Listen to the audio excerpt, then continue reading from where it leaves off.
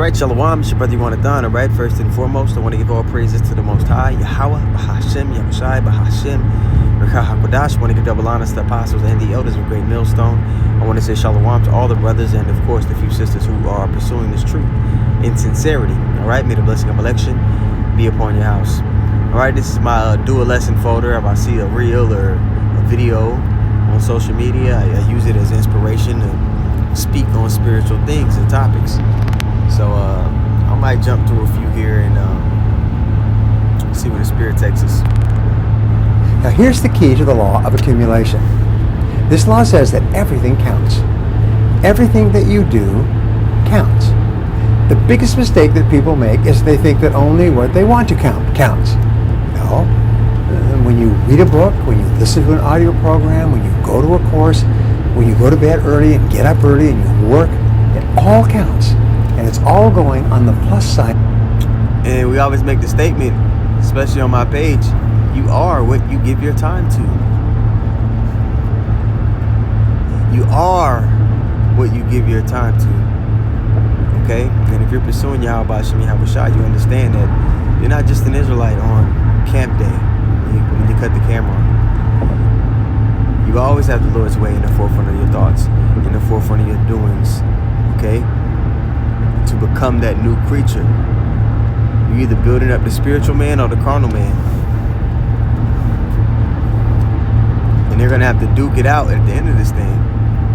You got to kill the nigga. You got to kill that carnal man in order to be in the spiritual headspace to love not your own life unto death. All right, so that you can receive that crown of life. Your ledger. But when you watch television, waste time, hang out, fool around, and so on, all of that counts as well. And it's going on the negative side of your ledger. A person who has a great life by the law of accumulation is a person who's accumulated far more credits, more pluses on the credit side than debits on the debit side. And here's an important point. If what you are doing is not moving you toward your goals, then it's probably moving you away from your goals. Nothing is neutral.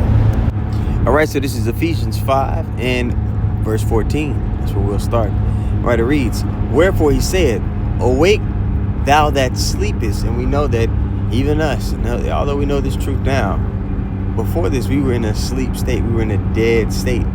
Ezekiel the 37th chapter talks about that, right? Okay. "And arise from the dead, and the Mashiach shall give thee light." All right, we've been given a light so that we can see. We're no longer in that gross darkness that the people are in. Okay, verse 15. "See then that you walk circumspectly." We're privy to all the matters and the infrastructure and the attacks that we're under. We're privy to it all. And we take on that full armor of God so that we can be defended, so that we can be ready for these attacks, the fiery darts of the wicked. All right? "Seeing then that ye walk circumspectly, not as fools, but as wise, redeeming the time," using your time wisely. Before this, you were just aimlessly wandering in the valley of the shadow of death. Now you're walking with a purpose. Your time should be given over to what? Your purpose, the Lord's purpose. Verse 16, "Redeeming the time because the days are evil." Okay, understanding that, hey man,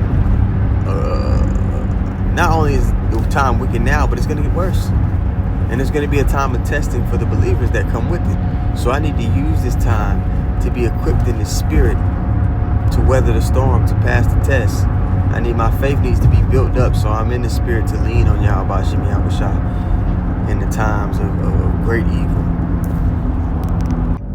But if you're in a folly spirit, when it's supposed to be the time where you're locked in, you're going to be through. You shouldn't be in that "'tis the season to be jolly" folly. You shouldn't be in that spirit, man. The worst time ever is getting ready to play out. We know that pursuing to Daniel 12 and 1. Matthew 24 and 21, right? Matthew the 24th chapter, 21st verse, for those who want to write those scriptures down. All right. So let's read this Ecclesiastes 3, because it tells you there is a season for, every activity under the sun. But you got to, understand through the Spirit what season we're in right now. It's Ecclesiastes 3:1. To everything there is a season and a time to every purpose under heaven. A time to be born and a time to die.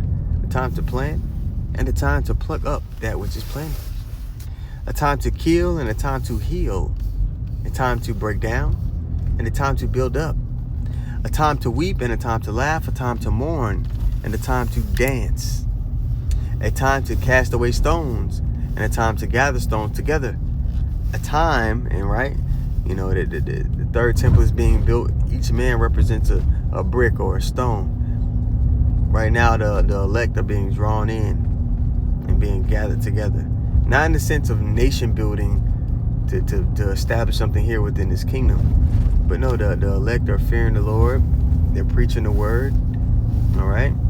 So the Lord's purpose can be fulfilled. And once the elect is sealed, man, all hell is going to break loose. And we're going to go to a different glory from the street preaching. Okay? So again, what is the mindset we are to be in our time? What season is it right now? Right now, it's the season to be patiently enduring. Okay, when you look at that word patient in the etymon line, it goes back to suffering.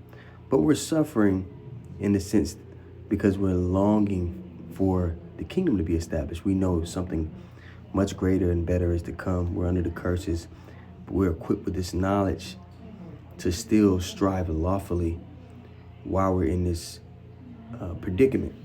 All right, but this is Revelation 3:10. It says, because thou hast kept the word of my patience. Now is the time we are supposed to be keeping the word of his patience.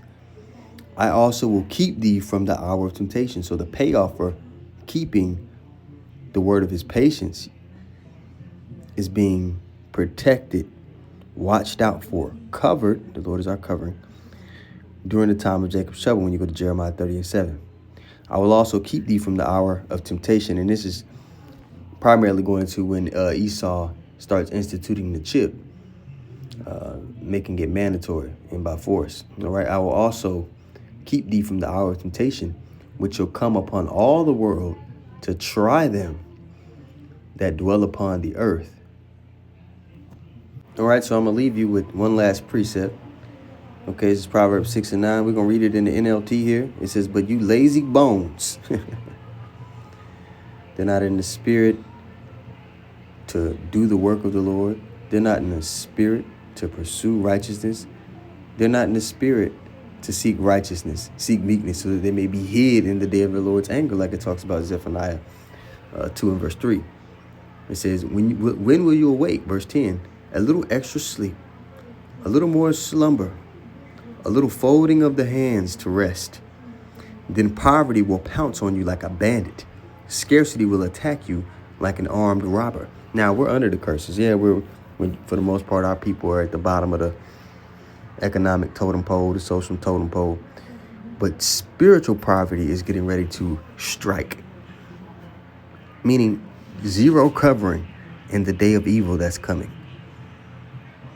You earn having that relationship with Yahweh Shai through your conduct now.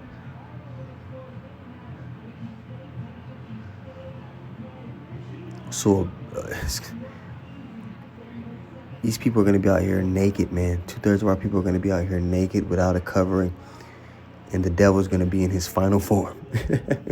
So, Aparat Tazah, the lesson was edifying. I want to give all praises once more to Yahweh, Bahashem, Yahushai, Bahashem, Rekha HaKodash. I want to give double honors to the apostles and the elders of Great Millstone. I want to say shalom to all the brothers and, of course, the few sisters who are pursuing this truth in sincerity. All right, may the blessing of election be upon your house. Shalom.